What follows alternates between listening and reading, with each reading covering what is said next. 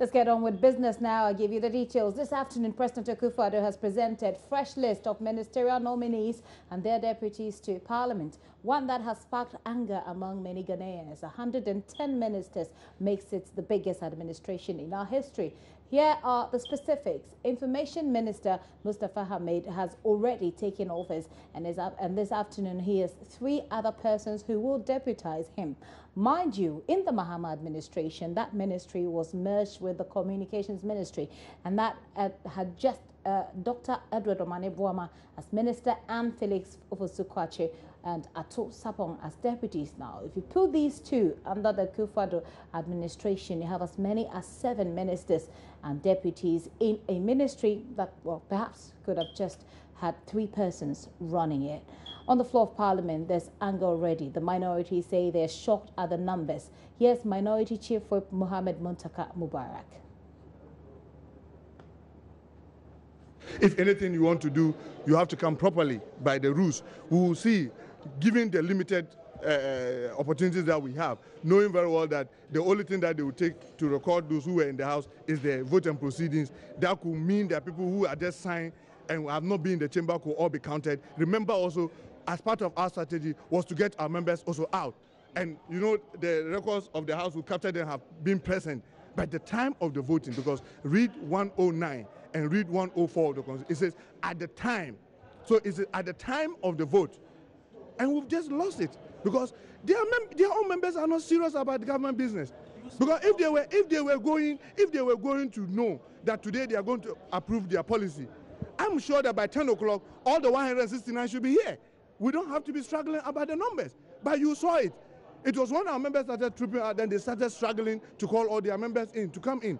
Are you sure they are really ready to govern? Is that so sad? It's sad and unfortunate, and we hope that Mr. Speaker will take a clue from this and change his ways, because this is a bad way. Speaking of governance, the size of government... I mean, it's shocking. It's just so shocking, because for the first time in the history of the Fourth Republic, we are crossing the 90 mark. We are crossing the 90 mark. Check President Rawlings' ministers. Check President the late John Dramani Mahama. This is the biggest. It is so shame that you even have somebody, a minister of state at the office of president, he has a deputy. I mean, this is most ridiculous. Someone who is telling the whole country to tighten up their belt. Look at the goods and services of more than 22 ministries put together. It's not even up to the goods and services of the government machinery. They're just adding on, as if with a greater respect. It is as if it is just some chaskelinke, you just keep passing. I think that that's very unfortunate. I'm not doubting the capability of my colleagues that have been mentioned. The size is just unwieldy. It is just too unwieldy. It cannot bring productivity. It is recipe for chaos. It is recipe for confusion. People will now be struggling for theft. People will now be battling for superiority. I don't know what has come over them. I think that this was wrong. It is wrong because look, just look at what has happened. They've just swept all the committee chairpersons, weakening oversight.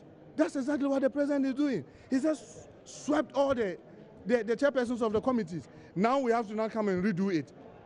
I mean, with the greater respect, I'm not saying in any way that those who are left are not competent. But if you've taken all the cream, you are now leaving the house with maybe first-timers, people who are really not very experienced, to chair committees, and you expect the parliament will be stronger.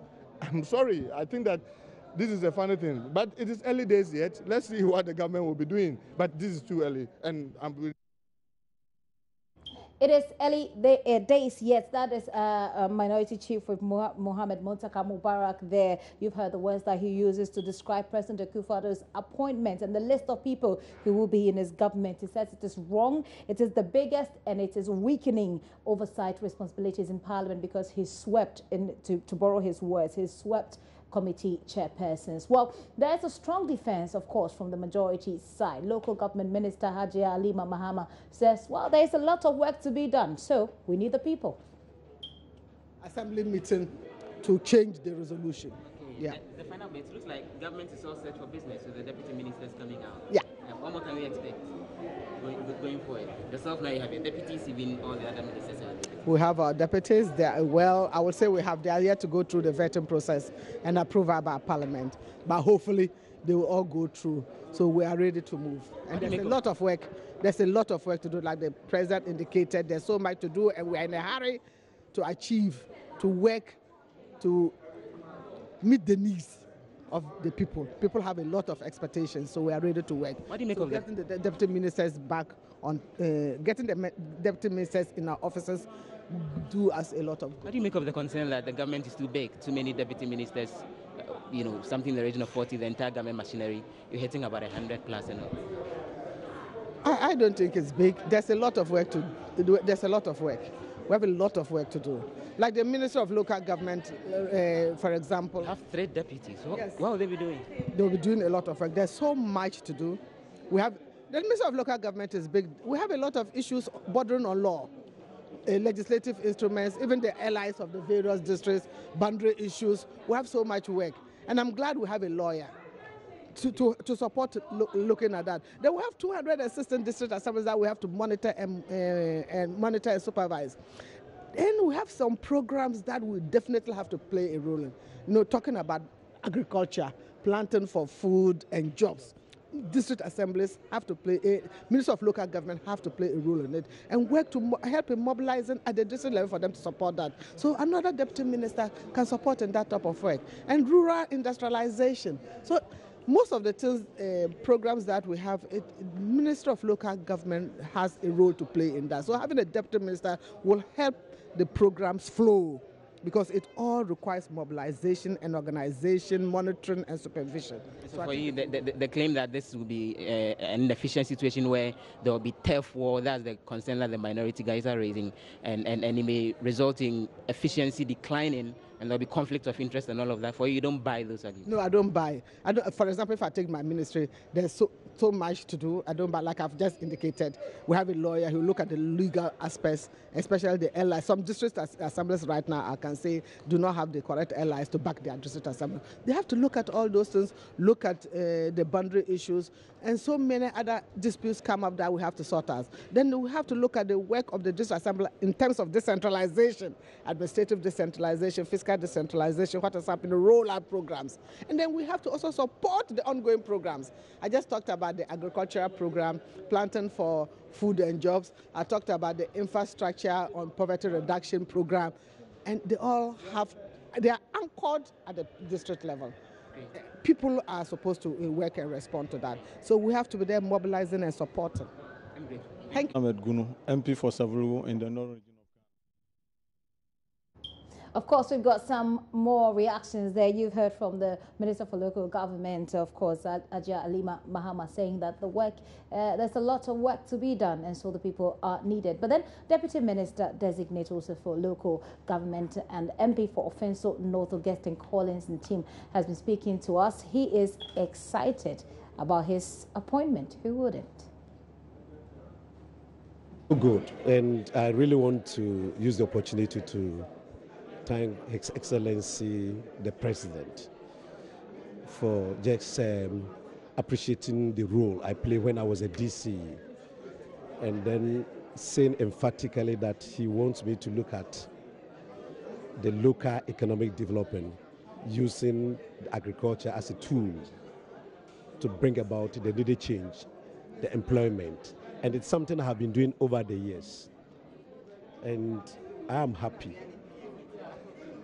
And I'm happy I've just been given the chance to work. I'm only praying that the Almighty God will continue to grant me the wisdom, the sense of humility, understanding of it, and get the cooperation of all those departmental heads to be able to achieve the results.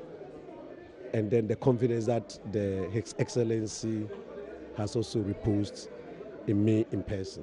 As you rightly mentioned, you've been district chief executive, you've been a member of parliament, so you've virtually risen through the ranks when it comes to local government. What impact do you think that will play in terms of how well you deliver as deputy local government minister? Yes, it's very important that whichever portfolio that you are taking, you have in-depth knowledge and understanding of it. I started right as a unit committee member, then assembly member, municipal chief executive DC, before becoming and in all that, my particular preoccupation was to how to come out with local strategies that will address issues of employment and the rural poverty.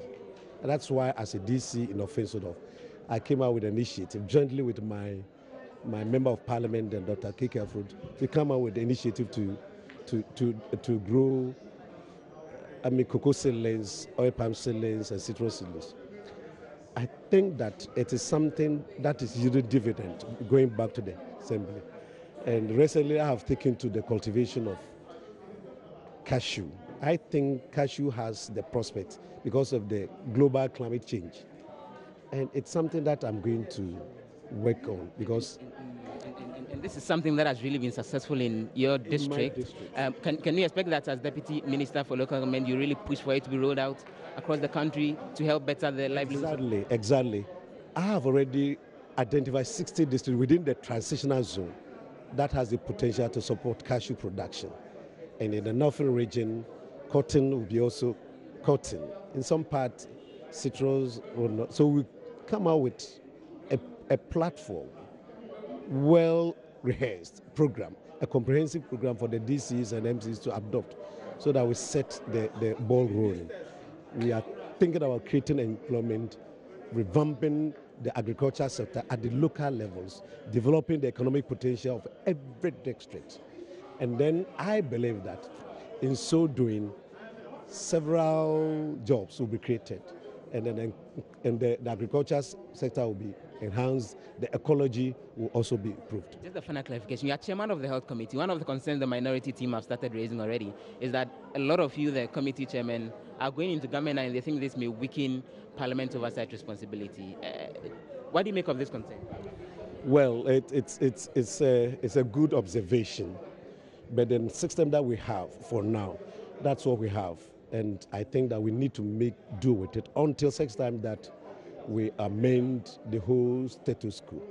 But I think that we'll try as much as possible to combine the two.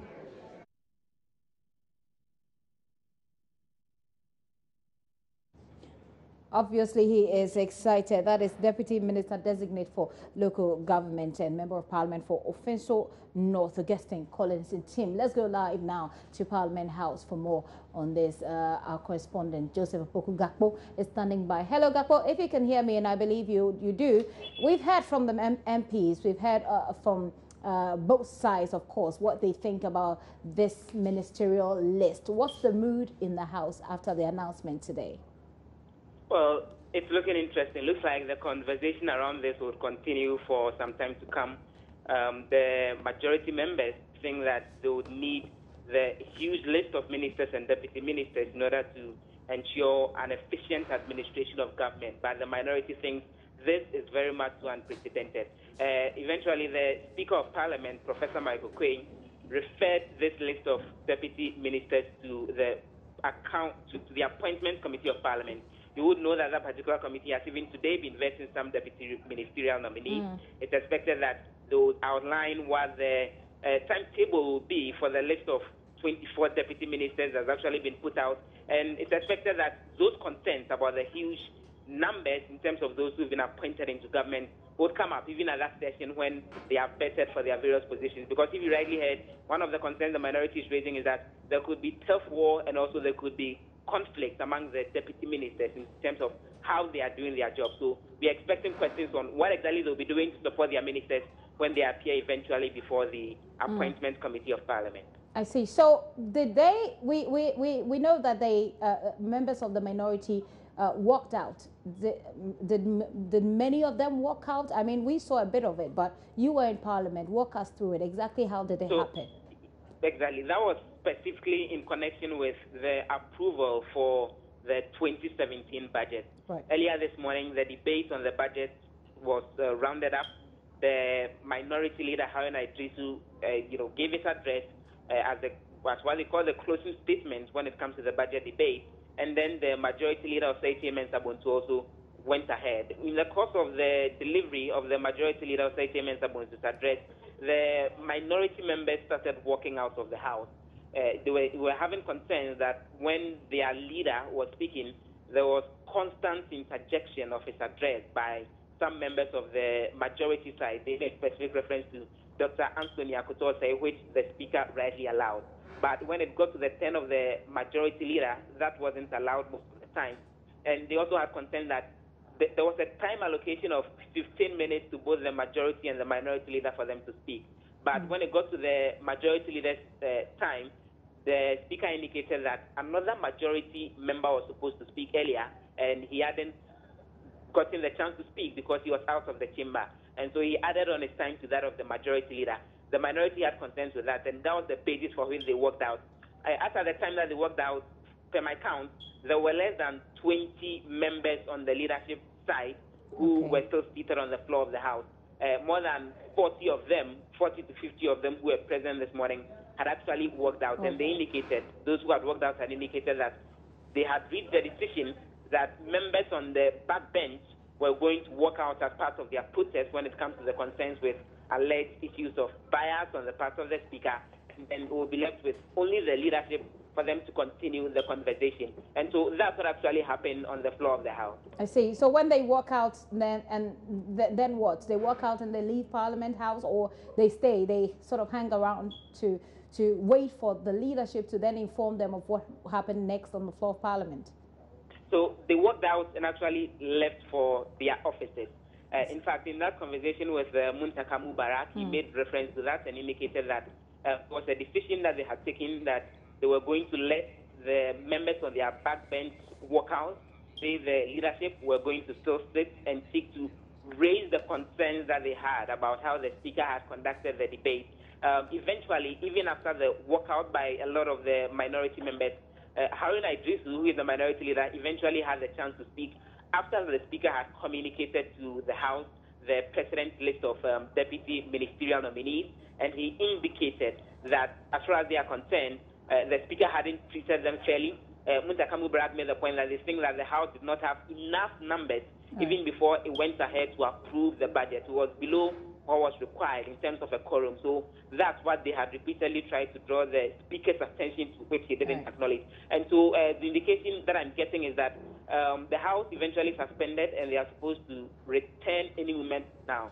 They are supposed to come back around 2 o'clock to actually continue the conversation, because they are supposed to give approval when it comes to a report that the Finance Committee is submitting for the tax cuts that were contained in the budget. The Finance Committee considered that yesterday after it was brought to the House, and the Finance Committee is recommending that the said tax cuts be approved.